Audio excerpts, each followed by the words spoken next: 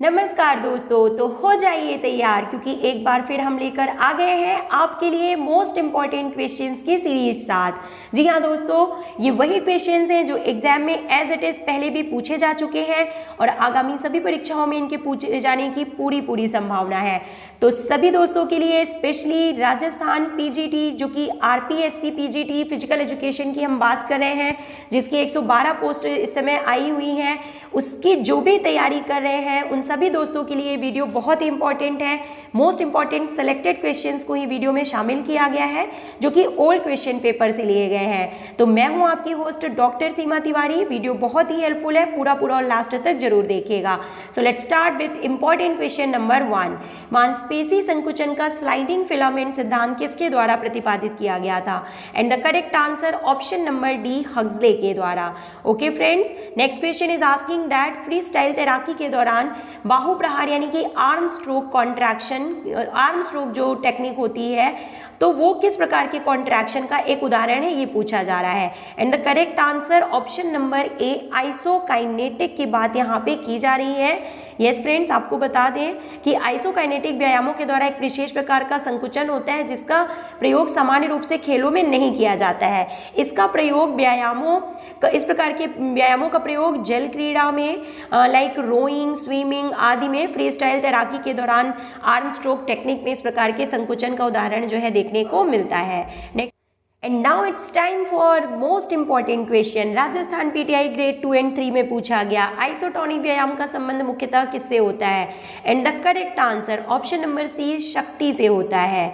जी हाँ दोस्तों, आइसोटोनिक व्यायाम वे होते हैं, आपको पता है, जिनमें मांसपेशियों द्वारा क्रिया की जाती है। इसमें स्ट्रेस होता है, टेंशन होता है मसल्स में, और या तो इनकी लंबाई जो है वो बढ़ जाती है या कम हो जाती है, और इसमें एक स्थान पर दौड़ना, कूदना, भार उठाने के साथ साथ कई व्यायामों को शामिल किया जाता है। और ये दो तरह के होते हैं, कंसेंट्रिक एंड इसेंट्रिक टाइप में इनको डिवाइड किया गया है। आइसोटोनिक व्यायाम की बात हम यहाँ पे कर रहे हैं।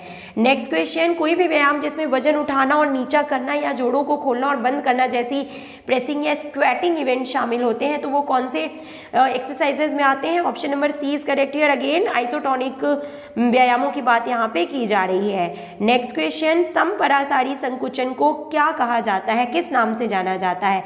एंड द करेक्ट आंसर, इसे गतिक यानी कि डायनेमिक कॉन्ट्रैक्शन के रूप में भी जाना जाता है। ओके फ्रेंड्स, क्योंकि हम आपको बता दें कि समपरासारी का मतलब होता है आइसोटोनिक, और जो यहाँ पे लिखा हुआ है नंबर 2 जो है स्थैतिक संकुचन जिसकी बात की गई है, तो ये जो होते हैं ये आइसोमेट्रिक कॉन्ट्रैक्शन के रूप में होते हैं। स्थैतिक मीन्स स्टैटिक की बात की जा रही है जो कि कैसे होते हैं, आइसोमेट्रिक टाइप के, और जो डायनेमिक होते हैं उन्हें बोलते हैं आइसोटोनिक, जिसकी क्वेश्चन में बात यहाँ पे की गई है। नेक्स्ट क्वेश्चन, शक्ति के विकास की मुख्य विधियाँ कौन सी होती हैं? तो देखिए इस तरह से भी क्वेश्चन पूछा गया है राजस्थान में, तो आपको पता है कि 3 तरह से होता है, तो उपयुक्त तो दोनों आंसर सही होगा, ए और बी।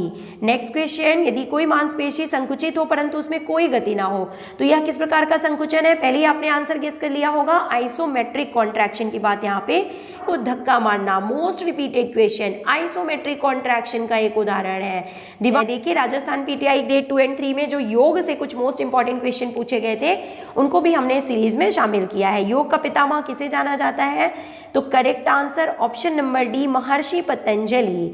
नेक्स्ट क्वेश्चन, अहिंसा एक भाग है, और देखिए यहाँ पे एक्चुअली थोड़ा सा क्वेश्चन में मिस्टेक है, यहाँ पे हम आपको समझा देते हैं कि जो अहिंसा होता है, सबसे पहले आपको बता दें कि जो यम, नियम, आसन, प्राणायाम, प्रत्याहार, धारणा, ध्यान, समाधि, ये योग के 8 अंग हैं। आपको पता है कि योग के अष्टांग के रूप में इन्हें जाना जाता है, और जो यम के अंतर्गत जो 5 व्रत आते हैं उनमें शामिल किया जाता है अहिंसा, सत्य, अस्तेय, ब्रह्मचर्य एंड अपरिग्रह।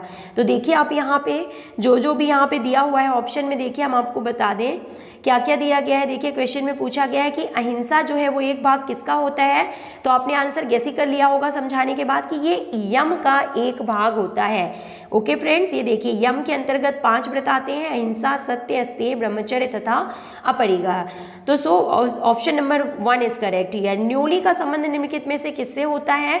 तो option number A is correct here. षटकर्म है एक प्रकार का। निम्न में से कौन सी शुद्धि क्रिया नहीं है, यहाँ पे पूछा जा रहा है। देखिए कौन सी जो है वो शुद्धि क्रिया के अंतर्गत नहीं आता है दोस्तों? तो आपको बता दें इसका एक्सप्लेनेशन पहले हम दे देते हैं, फिर बताते हैं। देखिए कि जो शुद्धि क्रियाएं होती हैं वो 6 प्रकार की होती हैं। नेति, धौती, नौली, बस्ती, त्राटक, कपालभाति।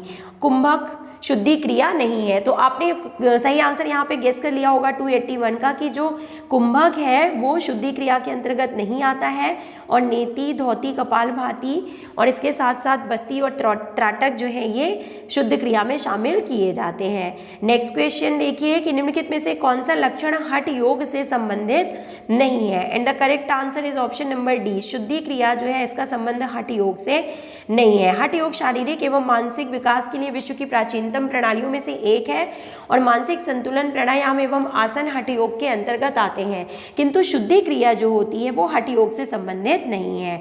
नेक्स्ट क्वेश्चन, एक विकृति जो होती है वो दूसरी विकृति के विकास का कारण होती है। तो आपको देखिए क्वेश्चन में पूछा जा रहा है, पहले क्वेश्चन अच्छे से समझिए कि जो नॉक नी होती है ये किसके कारण होती है? यानी कि घुटने का जुड़ना, जब कोई भी इंडिविजुअल खड़ा होता है तो उसके घुटने आपस में जुड़ते हैं, तो इसे नॉक नीस के नाम से जाना जाता है। तो नॉक नीस जो है इस किसके कारण होता है ये यहाँ पे पूछा जा रहा है। And the correct answer is option number A, flat foot के कारण जो है नॉक नीज होता है। This is correct answer. Next question देखिए क्या पूछा जा रहा है कि चपटी पीठ का संबंध शरीर के किस भाग से होता है? ये भी क्वेश्चन राजस्थान पीटीआई ग्रेड 2 में पूछा जा चुका है, तो इंपॉर्टेंट है आप सभी के लिए। और बात की जा रही है यहाँ पे चपटी पीठ की, तो आपने सही आंसर गेस कर लिया होगा, थोरैसिक भाग से इसका संबंध होता है। ओके फ्रेंड्स, नेक्स्ट क्वेश्चन, दबाव से हड्डी का टूटना आमतौर पर किसमें होता है? तो ये थोड़ा सा अटपटा क्वेश्चन है, क्योंकि नौजवानों में, नवयुवकों में और जो बूढ़े व्यक्तियों में सभी में जो है हड्डी टूटने का ज़्यादा खतरा होता है, तो इस क्वेश्चन को बाहर कर दिया गया था। मूव करते हैं हम नेक्स्ट क्वेश्चन की ओर। गर्मी में लू से पीड़ित व्यक्ति को किस प्रकार का फर्स्ट एड दे दिया जाना चाहिए? And the correct answer is option number ए, पीड़ित व्यक्ति को ठंडे स्थान पर लेटाना चाहिए। पहले त्रैमासिक अवधि के अंत के आसपास किया गया पराध्वनिक चित्रण परीक्षण किसे बताने में मदद नहीं कर सकता है? And the correct answer will be option number ए, बच्चे का लिंग पता करने में जो है ये हेल्पफुल नहीं होगा। बाकी बच्चे का आकार, मौजूद बच्चों की संख्या और बच्चे के दिल की धड़कन के बारे में इससे पता चलता है। अल्ट्रासाउंड की बात यहाँ पे की जा रही है। नेक्स्ट क्वेश्चन, नीचे दी गए कथनों में से किससे खेल की दवा की व्याख्या नहीं होती है? केवीएस में पूछा गया इंपॉर्टेंट क्वेश्चन है। खेल प्रौद्योगिकी और अवसंरचना को विकसित करना। This is correct answer. Move करते हैं नेक्स्ट क्वेश्चन की ओर। और चिकित्सा संबंधी गतिविधियों को इस रूप में भी जाना जाता है, तो what is correct answer? Option number B, medical gymnastic के रूप में जाना जाता है। निम्न में से कौन सा तत्व स्वास्थ्य संबंधी दक्षता का भाग नहीं है? And the correct answer is option number D, reaction time जो होता है वो fitness, health related fitness factor में शामिल नहीं होता है। इसके अलावा body composition, cardiovascular strength, muscular endurance और ये सभी जो हैं ये शामिल होते हैं फिजिकल फिटनेस कंपोनेंट्स में, यानी कि health related physical fitness components में।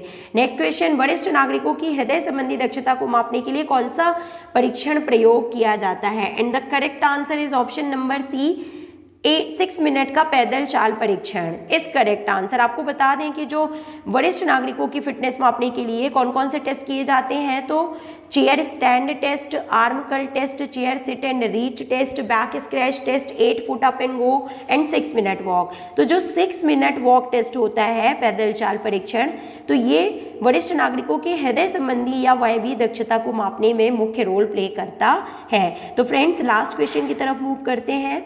निम्न में से कौन सा टेस्ट वरिष्ठ नागरिकों के शरीर के निचले भाग के लचीलेपन को मापता है? तो ये आज का आपका होमवर्क क्वेश्चन है, आप इसका आंसर हमें कमेंट बॉक्स में लिख के जरूर बताइएगा।